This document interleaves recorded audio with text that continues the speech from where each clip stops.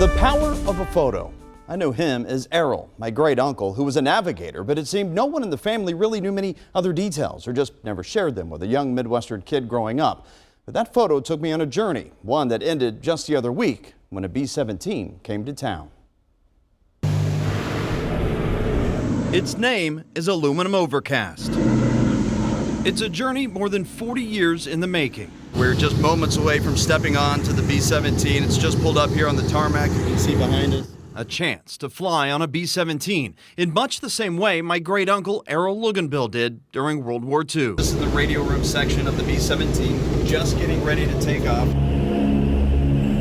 Once in the air, I'm free to roam around and check out the bomber, but I only have one location in mind: the navigator's position to see what Errol saw while on bombing runs from England.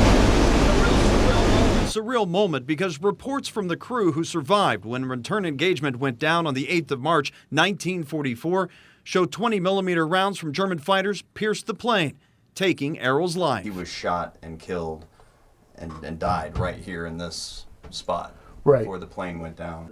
It's tragic. If you look at this skin, this is all. There wasn't anything else, but a bullet or a piece of flak.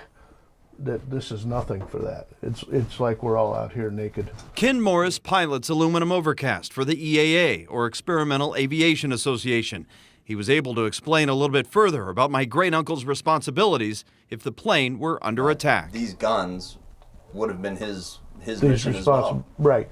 These are called cheek turrets. He's responsible for these guns, so if he sees an enemy in this quadrant here, he could take a shot at him. I didn't hit a thing. Cincinnatian Bob Doolan was also a B-17 navigator. He says, like him, my great uncle would have early morning wake-ups ahead of a bombing run. You take off about 6 o'clock in the morning, and you have to get up to 25,000 feet before you leave the coast, otherwise the surface guns can shoot. The launch itself sometimes as dangerous as the mission. 40 B-17 groups, I'm only 10 miles apart, so and if it's foggy, it's hell. This journey of discovery has taken a while, from this photo seen as a child to this one just discovered last year, showing my great uncle's plane return engagement with its crew. It's so neat that you have this information. They were a generation of heroes with the responsibility of the world on their shoulders. You could be a